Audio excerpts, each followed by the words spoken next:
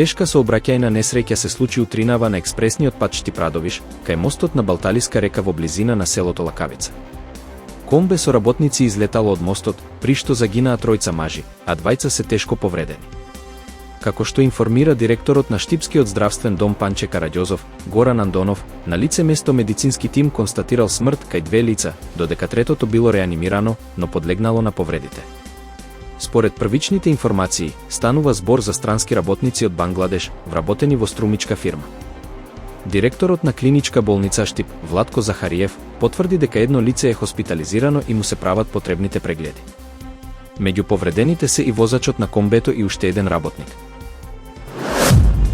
Заклучно со 8 часот утрово, на територијата на државата регистрирани се вкупно 14 пожари на отворен простор. Како што информира Центарот за управување со кризи, ниту еден не е активен, 13 се целосно изгаснати, додека еден е ставен под контрола. Станува збор за пожарот во депонијата Дрисла во општина Студеничани, каде и натаму гори ѓубре, но состојбата е под контрола. Во останатите општини пожарите се успешно изгаснати, меѓу нив и во Струга, Липково, Гази Баба, Старо Нагоричане, Крушево, Делчево, Босилово, Ново село, Зелениково, Штип и Шуторизари. Пожарите зафаќале различни површини, од ниска вегетација и депонии до деградирани шуми и плевни. Ситуацијата е под контрола и засега нема опасност за населението. Албанскиот премиер Еди Рама објави дека е назначил првата министерка во светот генерирана од вештачка интелигенција. Диела, што значи сонце на албански, е новиот виртуелен член на владата, задолжен за надгледување на јавните тендери, процес кој, според Рама, ќе биде 100% без корупција. Диела не е физичко лице, туку виртуелна асистентка управувана од AI, веќе позната на граѓаните преку државниот портал Е-Албанија. Лансирана во јануари, таа досега помогна при издавање на 36.600 дигитални документи и обезбедила околу 1000 услуги, водејќи ги корисниците низ бирократските процедури со гласовни команди.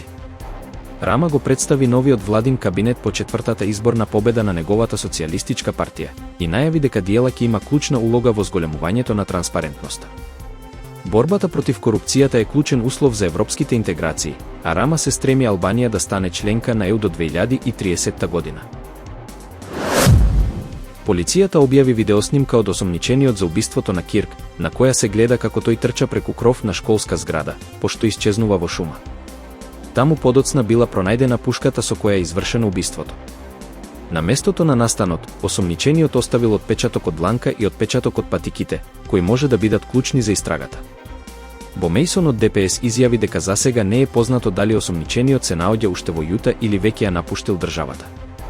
Истовремено, Американското федерално истражно биро објави фотографии од осомничениот и упати апел до јавноста за помош при негово идентификување. FBI отвори посебна телефонска линија во канцеларијата во Солт Лейк Сити и нуди награда од $100,000 за информации што ќе доведат до пронаоѓање и апсење на сторителот. Американскиот председател Доналд Трамп изјави дека не е среќен поради целата ситуација поврзана со руските дејствија во Источна Европа.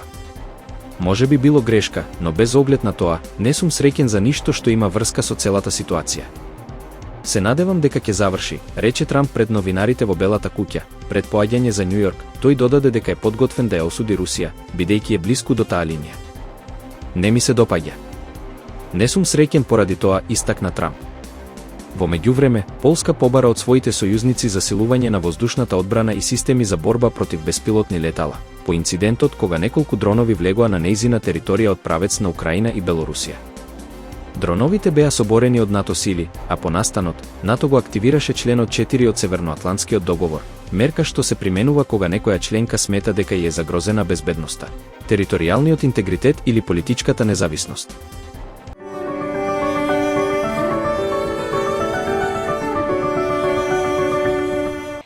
Денес има преодно стабилизирање на времето, а утре изолирана појава на нестабилност. Во недела повторно на повеќе места ќе биде нестабилно со локален дожд и грмежи на места со поинтензивни процеси.